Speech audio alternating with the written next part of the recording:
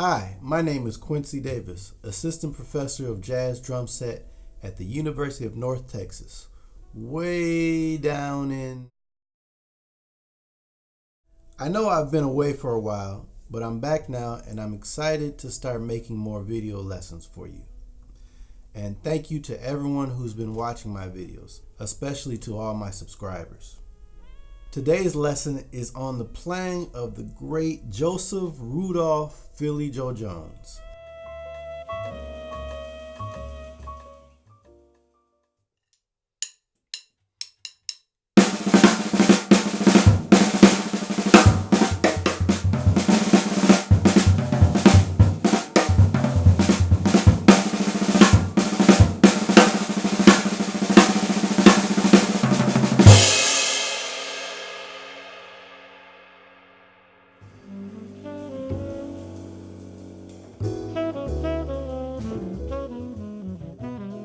Philly Joe Jones was born in 1923 and raised in Philadelphia, which is where the Philly part comes from. It was a nickname given to him by clarinetist and bandleader Tony Scott, so people wouldn't confuse him with the other great Joe Jones, Papa Joe Jones. He was a tap dancer, pianist, composer, singer, and of course, one hell of a drummer who was best known for his work with the likes of Miles Davis, Bill Evans, Hank Mobley, Lee Morgan, Tad Dameron, and many more, of course. Though Jones began his professional career in Philadelphia, he was strongly encouraged by two of his idols and peers, Max Roach and Art Blakey, to move to New York City in the late 40s, where they were already first called drummers. After moving to New York City, he was drafted to serve time in the Army as a policeman during World War II.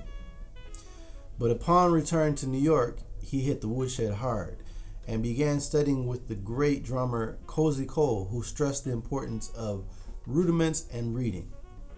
Philly Joe became a rudiment wizard. One of the books that he always carried around with him was Charlie Wilcoxon's Modern Swing Solos. It's a rudimental method book that is widely used by many drummers today, including myself. You can hear him as early as 1953 on an album called Music After Midnight by clarinetist Tony Scott, where he was already extremely proficient in incorporating rudiments into his playing. Another great early album with Philly Joe is a Miles Davis album called Collector's Items. The focal point in his solos on that album is on the snare drum. His incredible usage of the snare drum and rudiments in solos was highly influenced by another great drummer and one of his idols, Bernard Rich, better known as Buddy Rich. He actually served as the second drummer in Buddy Rich's band in 1951. Philly Joe Jones went on to work with so many icons of jazz, making over 500 albums, including more than 10 as a leader. Some of his most well-known work is his playing with Miles Davis's first great quintet. Okay, pop quiz time. Who was in Miles Davis's first great quintet? If you know the answer, write the names in a comment box down below. And the first one to leave the correct answer will receive a copy of my own personal CD, Songs in the Key of Q.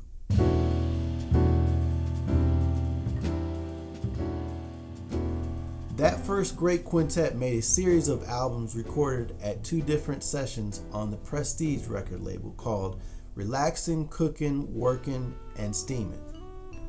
These are amazing albums that display Philly Joe's incredible ensemble work while still showcasing his masterful soloing.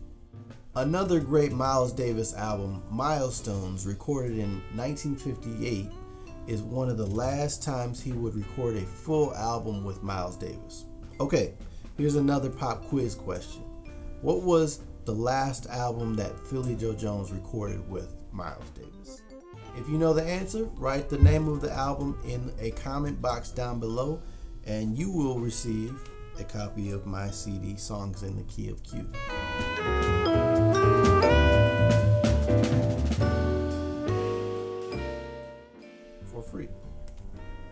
Okay, getting back to Milestones. If you really pay attention, you'll notice that Philly Joe Jones only used a snare drum, bass drum, floor tom, hi-hat, and one ride cymbal.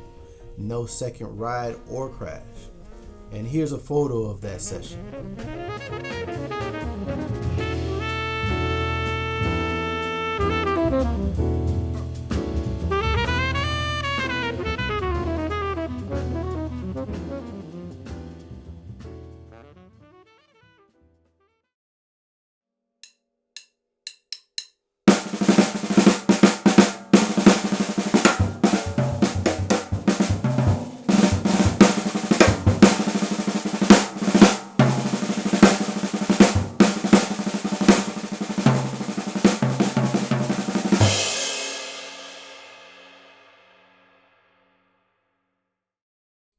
Okay, now let's have a look at a couple of things that made Philly Joe such an incredible soloist. One of the most important aspects of his soloing was how he used different stickings to produce different feels and flows in his soloing. Sticking can also be the result of determining which hand a phrase ends on. If we look at the third and fourth measures of the interlude on both versions of Two Bass Hit, you'll see that I use different sticking, even though it is pretty much the same phrase. The reason is because he ends the alternate take version with a stick-on-stick rim shot.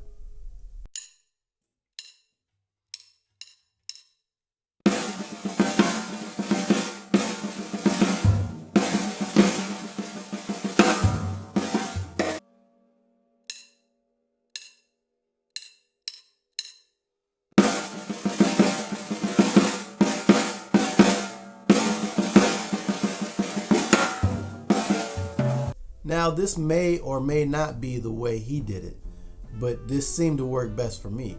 And that's the fun thing about stickings. You can try different stickings out to see what works best for you. So now I have some homework for you. I want you to try to write in the sticking to one or both of these solos and let me know what you came up with. Send me an email with PDFs of the transcription with your stickings. And you can download this transcription and other transcriptions I've made videos of on my website. The link is down below. Now, remember, there's no wrong sticking, but make sure you really pay attention to two things in this exercise: the sound and flow of Philly Joe Jones and your ability to execute the sticking that you've come up with. As I mentioned before, on the album Milestones, Philly Joe Jones only used a snare drum, floor tom, and bass drum. So, in light of that, my second homework assignment for you is to practice soloing with just the snare drum, bass drum, and hi-hat, and focus on using rudiments to express your ideas.